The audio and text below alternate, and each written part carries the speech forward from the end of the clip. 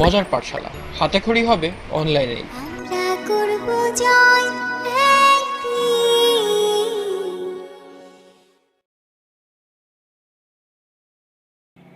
কণার এই যে এদের মধ্যে যে আন্তঃকণা শক্তি এবং আন্তঃকণা আকর্ষণ শক্তি এবং এদের মধ্যে যে গতিশক্তি আছে, তো এর কিছু প্রায়োগিক দিক আমরা দেখে নেব। যেমন ব্যাপন।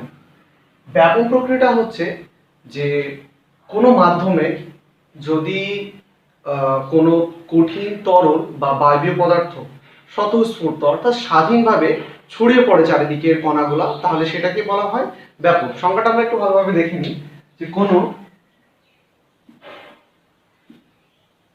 কোনো মাধ্যমে কঠিন তরল ও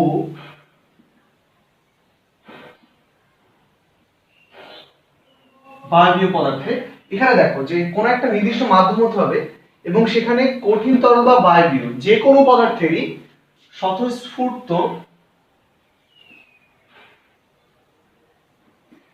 ও সমভাবে, স্বতঃস্ফূর্ত বলতে এখানে স্বাধীনভাবে বলা হয়েছে, ঠিক আছে? স্বতঃস্ফূর্ত ও সমভাবে পরিব্যাপ্ত হওয়ার প্রক্রিয়াকে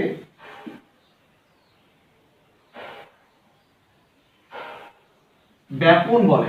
সংজ্ঞাটা আমরা আরেকবার করি যে কোনো মাধ্যমে কঠিন তরল ও বায়বীয় পদার্থের স্বতঃস্ফূর্ত ও সমভাবে পরিব্যাপ্ত হওয়ার প্রক্রিয়াকে ব্যাপন বলা হয়। তো ব্যাপনের ক্ষেত্রে যেটা ঘটে থাকে, এখানে উচ্চ ঘনত্বের স্থান থেকে বা উচ্চ ঘনমাত্রার স্থান থেকে পদার্থগুলো নিম্ন ঘনমাত্রার স্থানে প্রবেশ করে বা ছড়িয়ে পড়তে থাকে। আমরা জিনিসটা একটা বাস্তবিক উদাহরণ দিয়ে বুঝতে পারি। আমরা যদি একটা ঘরের ভিতরে অনেক মানুষকে ঠাসাঠাসি করে বন্ধ করে রাখি এবং তারপরে যদি আমরা দরজাটা খুলে দিই, তাহলে কি হবে যে এইখানে অতিরিক্ত মানুষ থেকে, এখানে যে অনেক মানুষের সমাবেশ হয়েছে, এখান থেকে আস্তে আস্তে মানুষ যেদিক থেকে দরজা দিয়ে যতটুকু জায়গা পাবে সেদিক দিয়ে সে আস্তে আস্তে তারা বের হয়ে যাবে। তো অনেকটা ব্যাপারটা এমনই হয় যে এখানে উচ্চ ঘনমাত্রার স্থান থেকে ব্যাপনটা ঘটে নিম্ন ঘনমাত্রার স্থানে। বোঝা গেল যে উচ্চ ঘনমাত্রার স্থান থেকে নিম্ন ঘনমাত্রার দিকে পদার্থের কণাগুলো আস্তে আস্তে ছড়িয়ে পড়বে। আচ্ছা, এর উদাহরণস্বরূপ আমরা বলতে পারি, আমরা যদি ঘরে একটি পারফিউমের বোতল অথবা আমরা যদি একটা সেন্টের শিশির মুখটা খুলে রাখি, তাহলে কি হবে, আস্তে আস্তে সারা ঘরে তোমার ওই সেন্টের সুগন্ধিটা ছড়িয়ে পড়বে। তার কারণটা হচ্ছে এই ব্যাপন।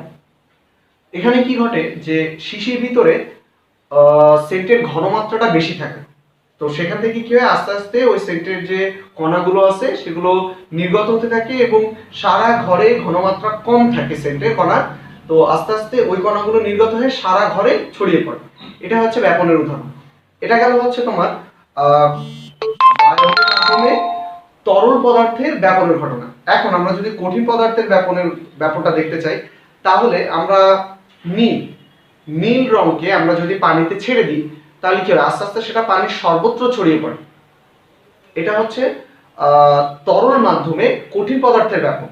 একই সাথে আমরা যদি তুতেকে পানিতে দিয়ে দিই, তাহলে একই ঘটনাটা ঘটবে যে কঠিন পদার্থের তরল মাধ্যমে ব্যাপন ঘটবে।